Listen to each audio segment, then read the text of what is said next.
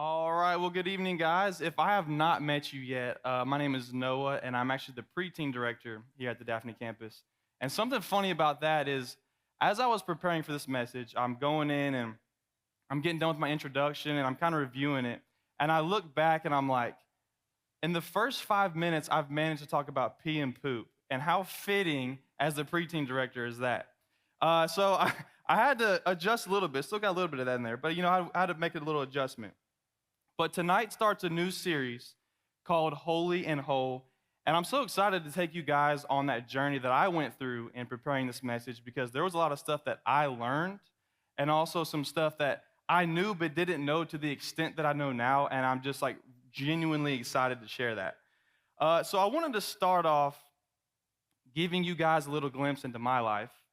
Something I love, big sports guy, love stats. I love looking at top 10 lists. Love looking at. I don't even watch baseball, but I'll go on ESPN sometimes, and I'll go on the baseball section. I'll look at like who's in the top rankings. I don't even care. I just know what the team's name. Like, oh, cool, they're in first place. And I love always love top 10 craziest facts. Just something I've loved. So something I stumbled across this week is a list ranking the top 20 or so weirdest facts. And I was actually really excited to share this with you. But before I do that, I just want to go ahead and apologize in advance for ruining chocolate for you. Just go ahead and say I'm sorry. But in the top 20th weirdest facts that I saw that mullets, like the haircut, are banned in Iran, and you could actually be arrested for having one. You'd be arrested and face jail time for having a mullet, which I find so funny that could happen from a haircut. Another one, it's my personal favorite. The ancient Romans used crushed mouse brains as toothpaste. Crushed mouse brains were believed to enhance the toothpaste effectiveness. What I find so funny about that is like nowadays we have we have clinical trials, real doctors. And so back then, who was the person that was like, you know what? I'm going to try that out. And not only am I going to try that out, but I think that works. Because think, even nowadays, modern toothpaste, like the teeth whitening strips, I think you have to use for like 10 to 14 days to really notice a difference. And so someone had to have done that many times and been like, yeah, actually that checks out. That's not even the worst part. The most peculiar ingredient, however, was human urine. Or there's the P part as a preteen director. It was imported in large quantities from Portugal, valued for its ammonia content and whitening properties as a mouth rinse and tooth whitener. So how about that? Again, who was the first person to be like, dude, I think we need to get on this. I think we're on to something. Let's go ahead and not just like try it out a little bit, but let's import it in large quantities because this stuff it's working. And then lastly, the average chocolate bar has about 8 insect legs in it. And in fact, according to ABC News, anything less than 60 insect pieces per 100 grams of chocolate, which is about 2 chocolate bars worth, is deemed safe for consumption by the FDA. And that some chocolate allergies have actually been linked to just cockroach parts. All right, and so for me personally, I drink like a chocolate shake every night. I'm still gonna eat my chocolate, but I think every time before I eat it, I'm gonna be like, there's probably some cockroach parts in there. But it's less than 60 pieces, so we're good to go. So the reason why I bring up these top 10 lists, though, is like, yeah, while that's cool, told y'all, whatever, is that I wanted to point to a list that God actually gave us.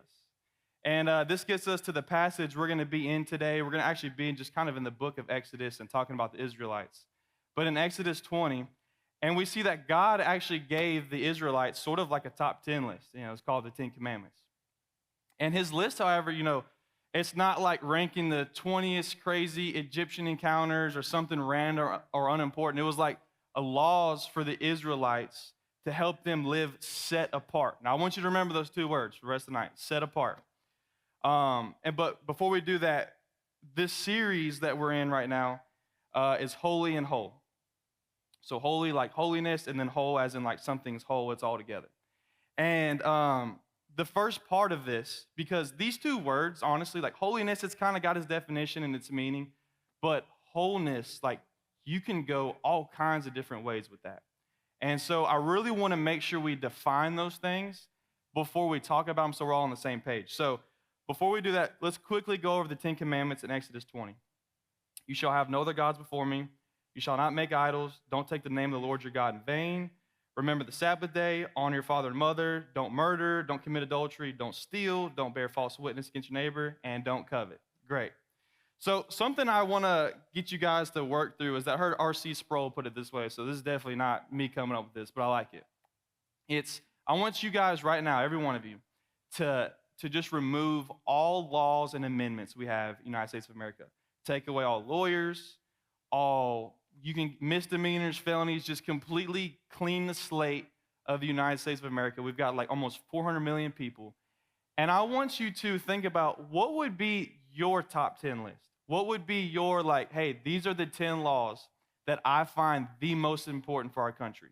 You can't have any more, you can't have any less. It's got to be these 10. And I think that most of us in here would agree that do not steal and do not murder would be on there. And if it's not, we can meet later this week over coffee. I'd be glad to talk about that. But other than those two, I think the rest of it would be kind of, it'd be a lot different. We may even have some things that are very similar, but also just completely in a different realm of how we think about it. Think about the Second Amendment. Our country's already divided over that. How many people would be, oh, we need guns, or oh, we don't need guns, just on our list? But I want to examine what God did in his third commandment. So in Exodus chapter 20, verse 7, it says, do not misuse the name of the Lord your God, because the Lord will not leave anyone unpunished who misuses his name. Now, in that top 10 list, raise your hand if you put in, for the top 10 laws we need in America, if I had to restart, who all put, do not take the name of the Lord's God, do not take the name of the Lord in vain? Right, none of us. And unfortunately, if we did a poll of the whole United States, I really don't think anyone would. And if they did, it'd probably be less than 1%. Out of everything that God put in his top 10, he purposely included that in there, to not use his name in vain or to misuse it. But why?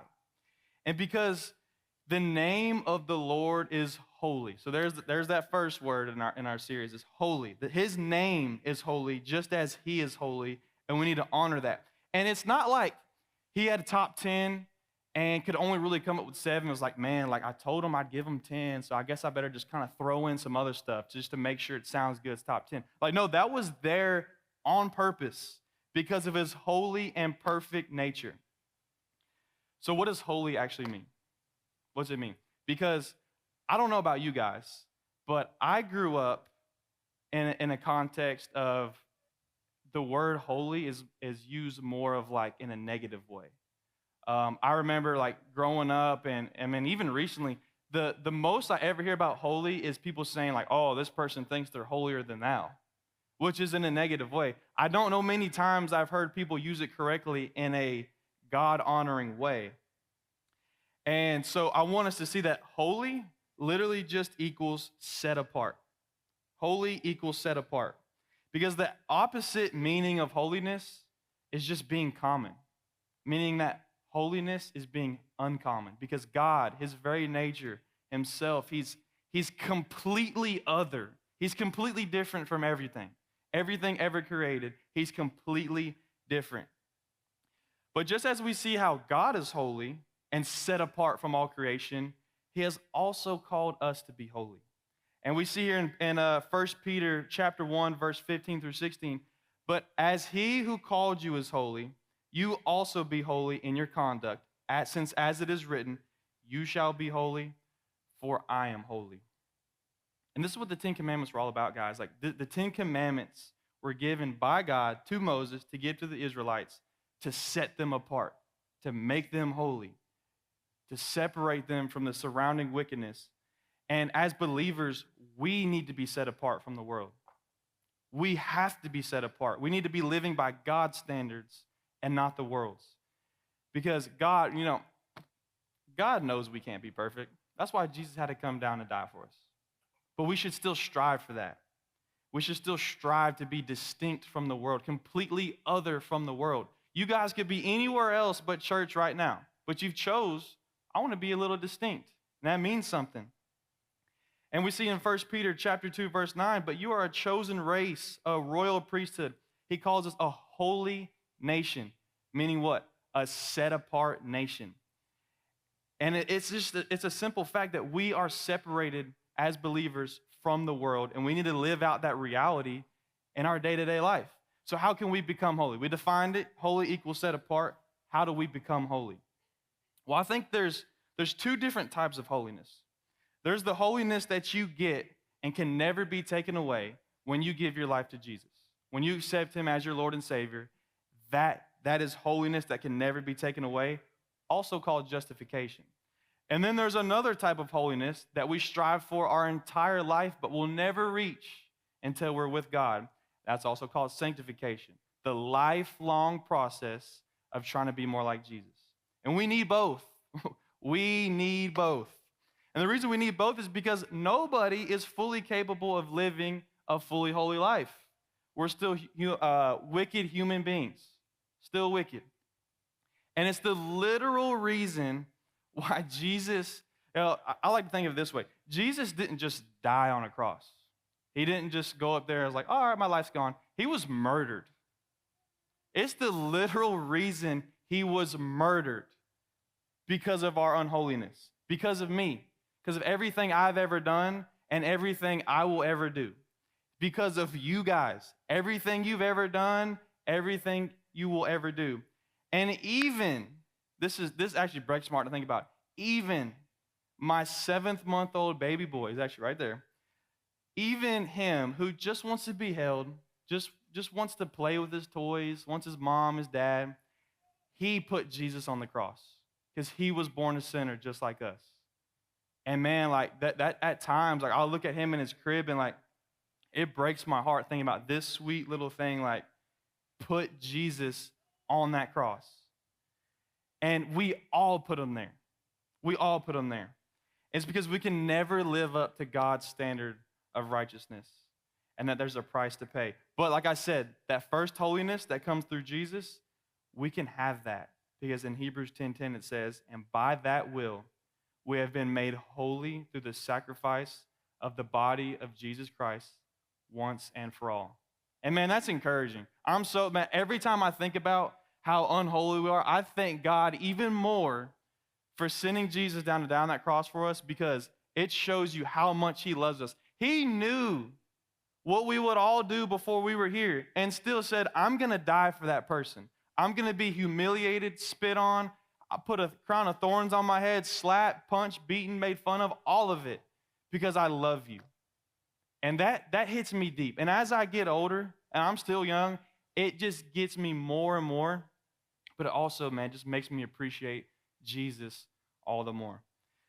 So now that we know how we can become holy once and for all, what's the holiness that we strive for the rest of our life? Also called sanctification. Like, what does that look like? Well, now that we've established that first step, we've got to pursue the next step, which is that just because we come to Christ doesn't mean it's over. That's just the beginning. We've got to bring holiness to perfection, meaning that we've got to increase in spiritual fruitfulness every day. And man, is it hard sometimes. We are to consider ourselves dead to sin, refusing to revert back to our former lifestyles. Guys, there's going to be times your whole life where you're tempted to revert back to your former lifestyle. All the time. And even as you grow older and you realize, like, man, I don't even desire those things anymore, there's going to be new things that come up. I promise. It's going to be there. But we've got to refuse to revert back to that. We must live a daily life set apart, not trying to blend in. Guys, we're the minority. Christians are the minority in this world. It's so easy. It's too easy to blend in. It's so easy just to go through life and just agree with people's lifestyles and be like, I just want to fit in, so I'm going to go ahead and do that as well. It's so easy to blend in, but we've got to refuse that. We've got to deny ourselves that desire. Because holy isn't a destination. It's a journey, and we will never fully get there in this specific way I'm talking about, sanctification, until we are back with God. But it doesn't give us an excuse to just not try. But this series, like I said, it's called Holy and Whole. And if I just tell you about holiness and don't tell you about the holiness, I'm doing you a disservice. So something I want you to see, that holiness is not complete without wholeness. And this is where I'm in the stage of like, hey, like wholeness, that can mean a bunch of different things. So I want to make sure we're all on the same page when we're talking about that. And so we can truly live that out. Living truly holy requires wholeness, because you can't have some things set apart. Remember, holy equals set apart. You can't have some things in your life that are holy set apart and then choose what you want to keep to yourself. So imagine you go to a car dealership. Let's just say you got $80K to spend on a new car. And you're like, man, I want that new 2024 Tahoe. It's going to have the 3 rows, all the leg room, the DVD players in the back seat. It's going to have some LED lights in it. It's going to have the black rims. It's going to have everything. And you're at the dealership, and you're doing all the paperwork that takes forever. You pay the money. You pay cash. And then they give you the keys. You're like, all right, dude, here you go. Go take it off the lot. And you're strolling over to the car. You open up the car. You sit down, crank it, and you look down. There's no gas pedal, no brake. And you're like, what's going on here, right? Now that car, even though it's got all the bells and whistles, cannot serve its purpose. It's basically worthless. You can't drive anywhere. It's broken. It's faulty. It's no longer valuable. That's how holiness is without wholeness. It can't serve its purpose. If we don't give everything and set it apart for God, we can't serve our true purpose. We're faulty. We're broken. We're not whole because we're deciding to actually serve ourselves when we say, hey, that 10%, I'm not willing to give that to God yet. That's for me. I still desire to live in this sinful way, and I'm still going to keep doing it. I mean, you ain't serving God. You're serving yourself. You're picking and choosing what you like, what God says, and serving yourself. Or it's like when you decide to give God your submission in one area of your life, but not the other. It's like when you ask Jesus, it's like, is it good enough if just most of our lives are set apart for you? Jesus can be like, of course not. What kind of question is that? Like, do you think it's okay to set apart your romantic relationships and do that part the right way, but then not set apart your financial life?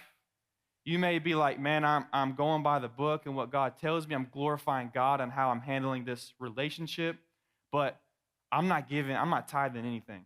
I'm holding that for myself. I need that money. I'm not trusting him with that. Like, how is that okay? Of course not. You got to give that to him or you're not living fully holy.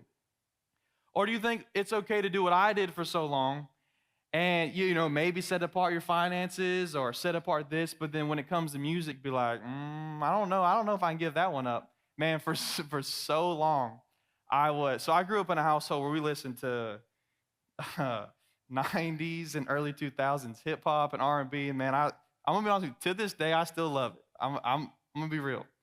But I've got to deny myself that, because even at the point in time where I would only have the clean versions, well, here's the thing, as I'm sure you guys know, just because you bleep out those cuss words, those in-between words are usually just as bad, if not way worse.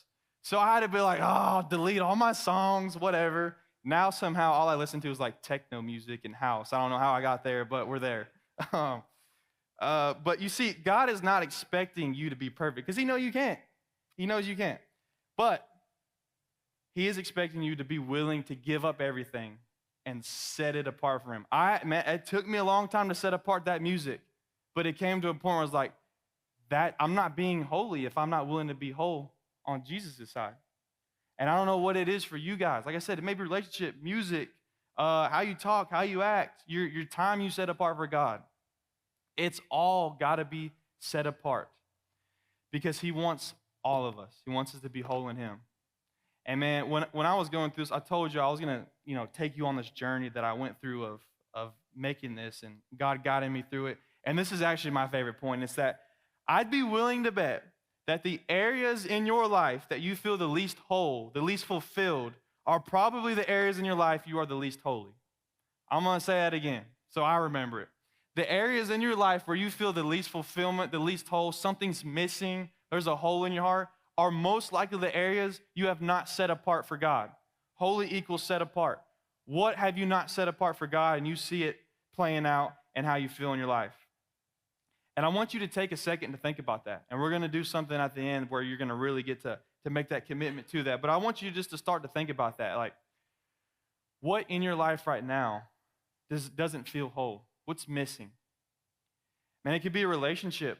It could be you're in a relationship that's not submitted to God. You've done it your way. Maybe your pattern is you go from relationship to relationship to relationship to relationship, and they're all just as toxic because you haven't submitted that part to God. You haven't set apart how that works to God. And you end up with the same type of person every time, the same toxic person every time because you haven't given it to God yet. Or maybe you're not feeling whole in your prayer life. This is a big one, guys. Maybe you're feeling like, I've just been feeling distant from God. I'm missing something. Maybe you constantly find yourself using the excuse that so many people use, including myself. The whole, I'm too busy. And I'll tell you what, that phrase has completely plagued our nation and probably world. I don't know, I've never lived somewhere else, when I was older. But I just know it's plagued, and here's why. So like I told you, I'm the preteen director. And I was talking to this fifth grader one night about, he was talking about baptism and what Jesus is to him, and he just wasn't quite getting it. And so I gave him a Bible because he didn't have one, and I told him to go home and just read one chapter. I think it was like 1 John. It was just real short. And 2 weeks later, we meet back up again. And I was like, all right, man, how's it been going? Like, we're talking through. I was like, did you read that chapter? He was like, man, he didn't tell me he forgot. He told me, man, like, I've been so busy. I just haven't got a chance to do it. And I was like, oh, okay. And I'm thinking, like, guys, he's in 5th grade. He, at most, is in school till 3. I don't think he played any sports, but even if he did, all right, whatever. He doesn't have a wife. He doesn't have kids.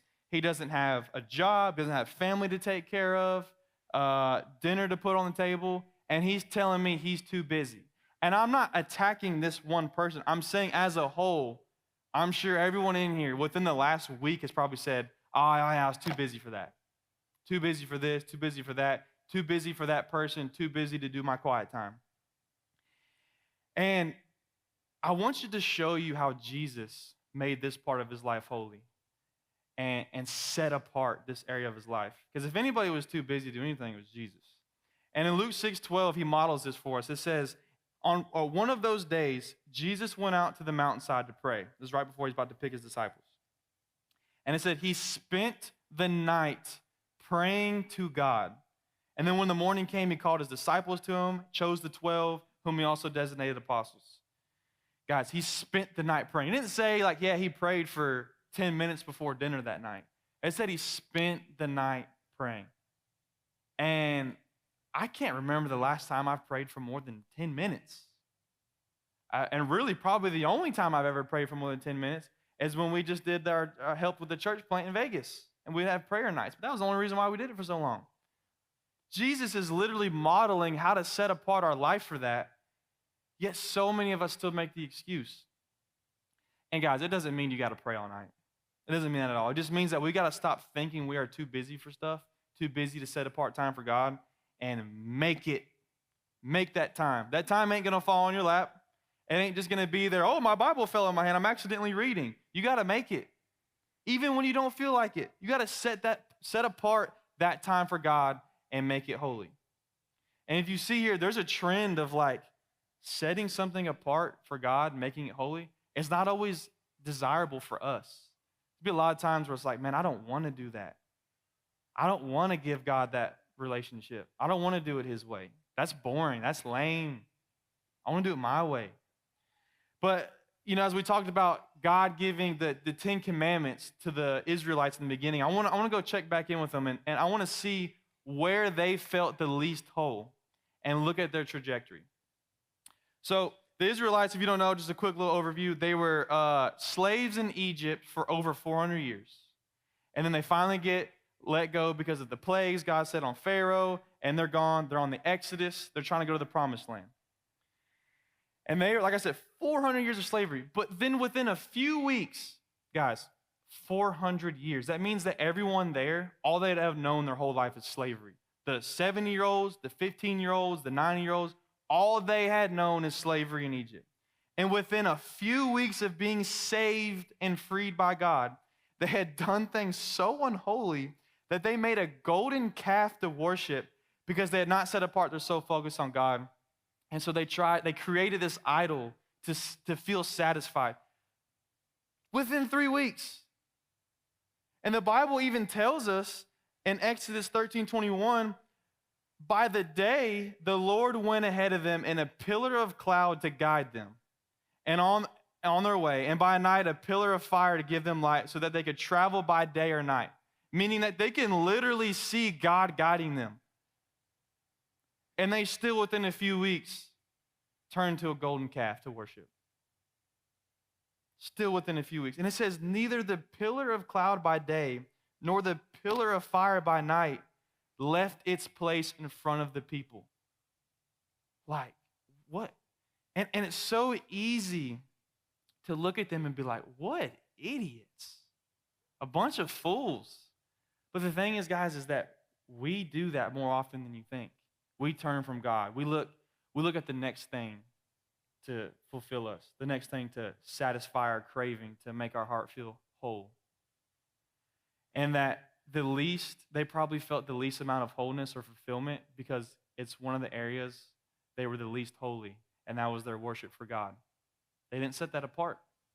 They cared too much about other stuff. They were complaining about, we don't have food, we don't have enough water. And God literally time and time again, after saving them from slavery, provided for them, and they still turned away. And I mean, because of their unholiness, what was supposed to be an 11-day journey, approximately 11-day journey, took them 40 years. 11 days turned into 40 years because of their unholiness.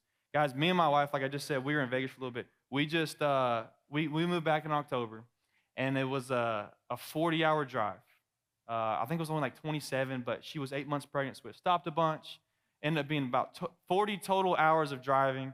We turned it into a 4-day trip, about 12 hours of driving every day, 10 to 12. And it took us 4 days, right? Now, I want you all to imagine being in a car all day for 4 days. I'm sure we can all picture that if you've not already done it, like how miserable that gets pretty quick. And we weren't even in the same car to entertain each other. I was driving my truck, pulling a U-Haul. She was driving her car. We weren't even, like, we had walkie-talkies, so that way she didn't have to call me so much, just to get on the walkie-talkie, breaker. And so imagine being in the car for 4 days, right? Let's say you're driving to Seattle.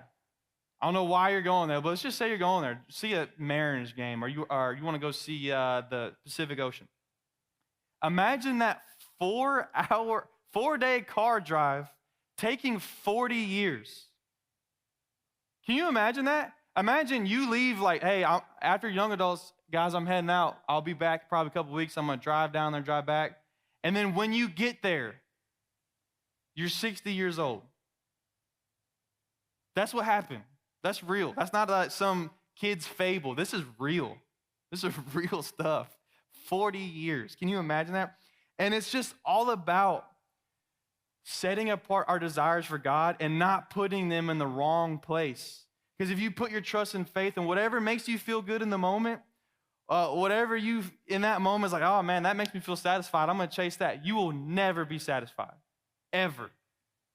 And if you do what the Israelites did in this instance, and right after God blesses you and rescues you, you don't set apart your life for Him, you're going to do the same thing they did. It's just going to look different.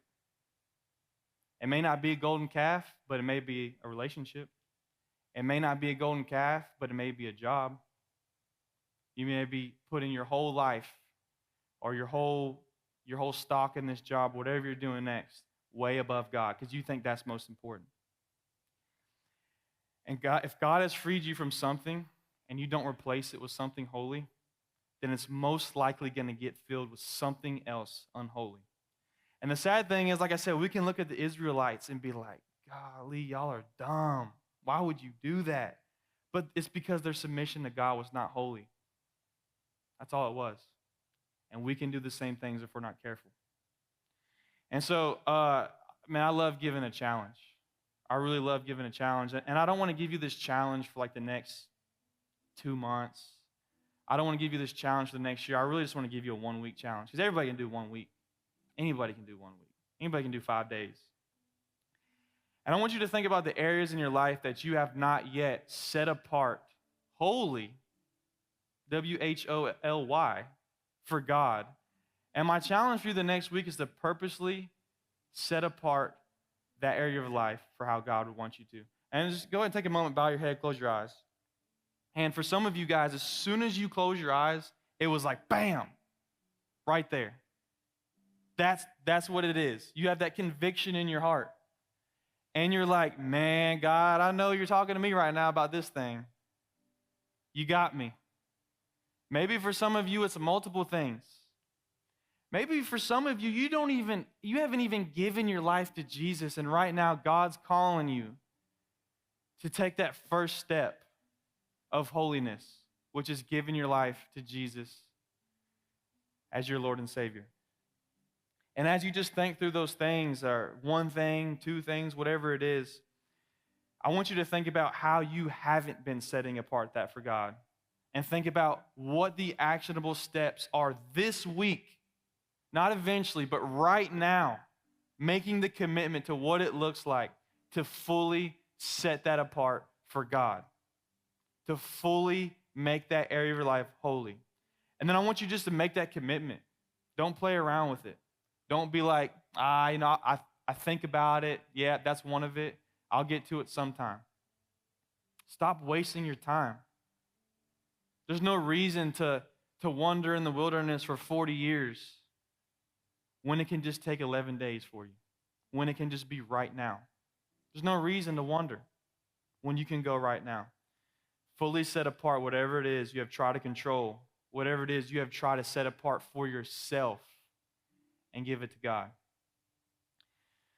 And Father, I just want to thank you so much for the fact that you have given this message to us and the fact that you have made us holy through Jesus Christ. And I want to thank you so much for the fact that we couldn't do it on our own. You knew everything we've ever done and everything we will do. Yet you still came down, fully God, fully man, and were murdered by the very people you were dying for. God, you are so amazing.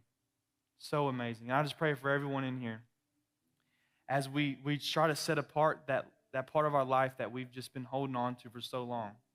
And I pray that everyone in here, we can set apart that life, that part of our life fully for you, God, and be whole. So, Father, we love you. We praise you. In Jesus' name, amen.